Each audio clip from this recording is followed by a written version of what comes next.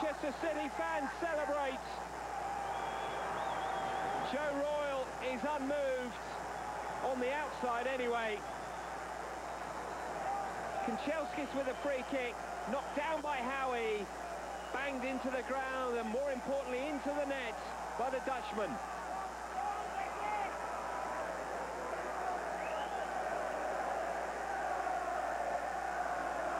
Only Gerard Beeking's second goal of the season.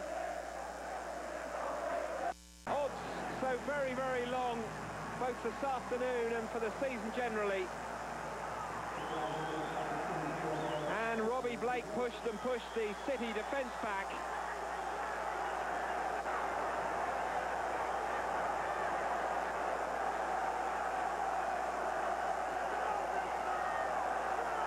Howie unable to stop him.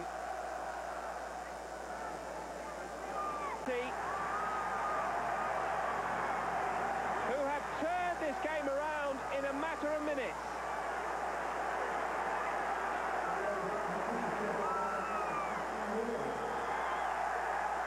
Weaver could only parry, and Ward arrived. And Manchester City have real problems now.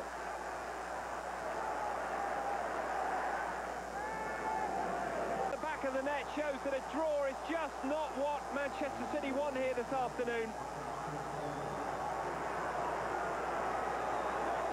That may have been offside there, but it was Gota who was onside,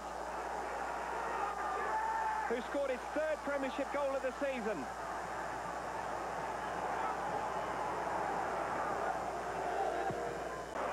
To look for support. Ronkia. Corner for Chelsea. 0-0.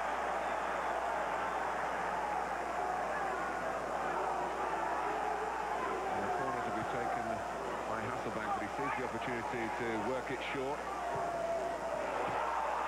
To Johnson! Well, no. Or has he given it? He has given it. Desai was right on the line, made sure. It is a goal for Chelsea. Didn't quite go according to plan, the short corner, but it's got the result.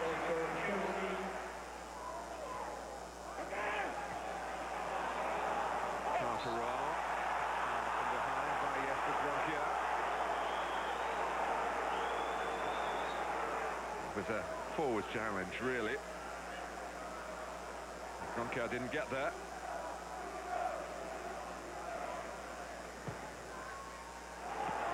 Oh, yes! Tucked away by Don Hutchison. And Sunderland will feel that they deserve this. 1-1. 28th minute. Arca's free kick, a bit of bend on the ball. It needed a bit of help as well, and it got it from Hutchison. And the burst there before Kilban. Jokanovic, no offside here. Oh, and Sunderland have looked vulnerable to this. And good Johnson, is he going to make them pay? Yes.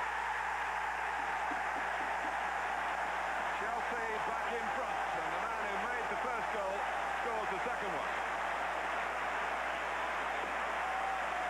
They've been gambling here by defending well up the pitch. They haven't always got it right. They have got away with it to this point, but not here.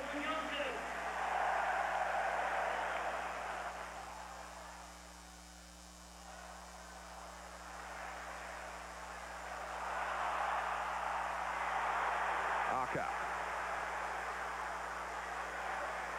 Phillips with the cross. Hutchison coming in and reaching it. And he's put it in. Don Hutchison from an improbable angle. And it's 2-2 at Stamford Bridge. Off the underside of the bar with Cudicini somewhat confused.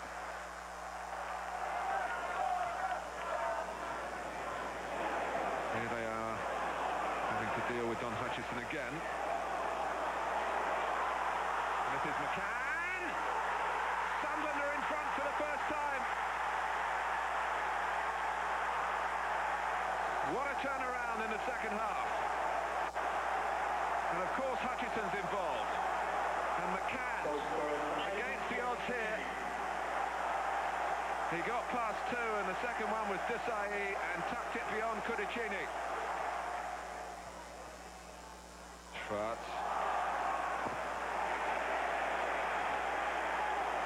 McCann went marauding in. Another little moment that epitomises how this is being played. Oh my goodness! It must be a goal. It is! A crazy goal. Well, Phillips was there to try and get the final touch.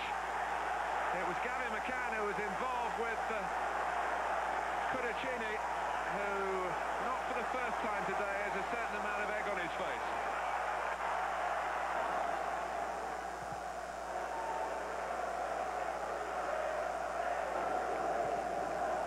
Hutchison.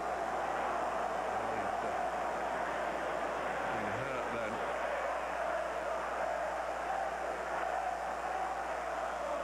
Yep, that's crack on the back of the head for Hutchison. Got his fist to it. Lee will help it back in. Little flick on, peels for handball, and it's put in by Acuna. The offside flag is up, though it won't count.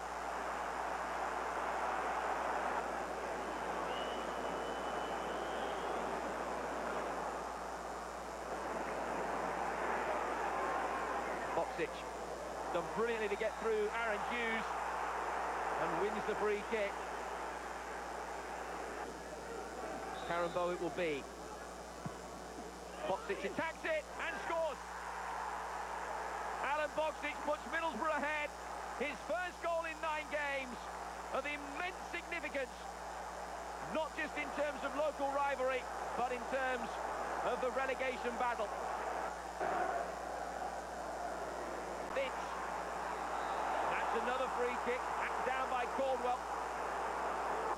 It's Boxic and Carambo, the 3 players over it, and it's Boxic, and it's 2! They double the lead, the same assassin as far as Newcastle are concerned, and it's a goal of frightening quality this time.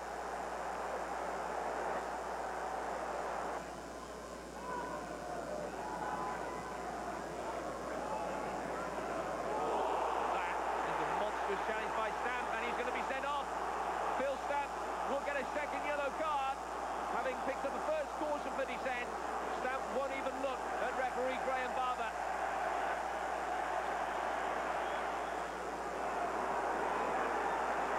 Lee. Speed. Now Quinn. Another chance to stick the ball into a dangerous area around the Obi wins it. Acuna, and it's just wide.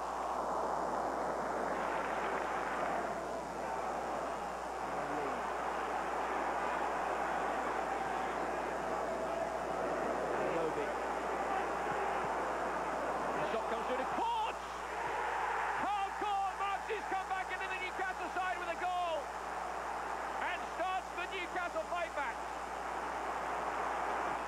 6 months he's been out of the side through injury. When his side need him most in the continued absence of Alan Shearer, Court returns and Newcastle are sparked into life. Quinn. Scholes. Solskjaer. Oh, deflected in by Dwight York. Touch of fortune for Manchester United. Solskjaer's strike diverted in by York. Well, if it was going to happen for them, I suppose it was going to happen for them like that.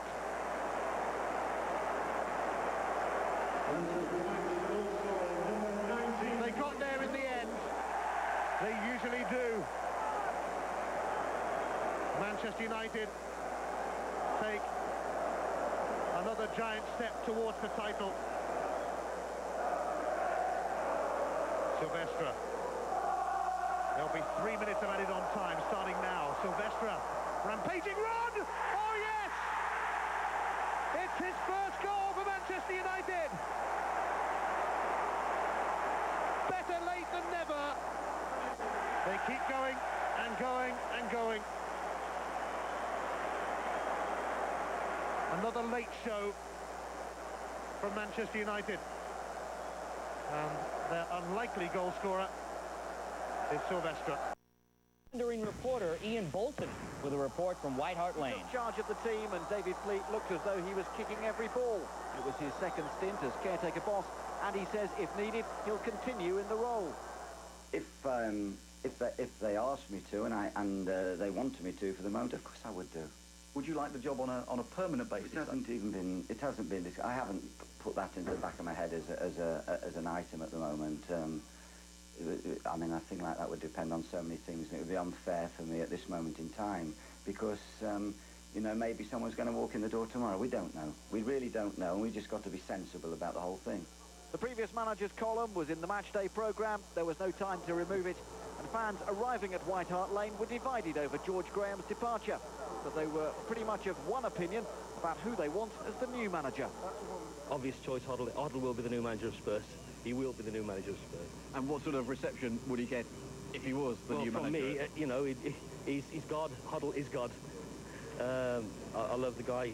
Best footballer I've ever seen in White Hart Lane. Hoddle, yeah, definitely. The legend there. He was a hero when he left the club. Yeah, I think the fans do have fond memories of him, and I think they'd like to see him back. I would, definitely. Does it surprise you that Glenn Hoddle has been linked with the job? No, not at all. You know, for a long time now, Spurs supporters have, you know, cried for his name, and you know, said, you know, they want someone here who's Tottenham at heart. I think all teams want their manager to be, you know, Tottenham or Liverpool, whatever. You know, whatever team it is, they want, you know, their manager to have some affiliation with the club. And Glenn's got a great affiliation here. Tottenham were almost in front inside the opening 30 seconds. Ledley King's header from Les Ferdinand's cross hitting the top of the crossbar. But Coventry too went close in the opening minutes. Perhaps the best of their chances falling to Mustafa Hadji, who failed to get his header on target. Both keepers made good saves. Neil Sullivan just getting a touch to Craig Bellamy's effort, while at the other end, Chris Kirkland did well to turn Stephen Clemence's shot round the post. Tottenham, though, were in front just before the half hour. Stefan Everson glancing in Clemence's corner for his first league goal of the season. Kirkland got a touch but couldn't keep it out. The home fans had something to sing about. And 5 minutes later, Tottenham doubled their lead. Everson's header from Clemence's free kick was again too hot for Kirkland to hold, and Ferdinand headed his 9th of the season to send them in at half-time, 2-0 up. Fourth official Paul Taylor replaced the injured Graham Poll after the break, and Spurs wrapped up victory just before the hour mark. King setting up Sergei Rebrov for his 12th of the season and his 3rd in 2 matches. Coventry's spirit had gone, and to make matters worse, Youssef Chipo, who'd come on as a sub, limped off less than a quarter of an hour later with a back problem. Coventry's position is looking grim, and the manager knows it. It is an uphill struggle. We can't carry anybody else on, and we don't want Kidwell on. But they're trying, they're doing their best, but we're not staying focused, and it's killing us. With that, I think we just need more focused people on the pitch, and find them very, very hard. For Spurs and their fans, the agenda is rather different. Their next 2 matches are both against arch rivals Arsenal in the league, followed by the FA Cup semi. We know how important those games are. We don't need no one to tell us how important they are. And like I said, we'll be professional, be prepared, and ready for the games. It's a challenge for the players, and I'm sure their personal pride will see them through it. How do you look on this period for the club? Well, the headline says it's turmoil. It needn't be turmoil. I mean, it needn't be turmoil, but we await some decisions. The sooner the better, as far as Tottenham is concerned? Probably. Tottenham fans will await developments. They headed home having seen their team win. They now want news of who will be the new manager.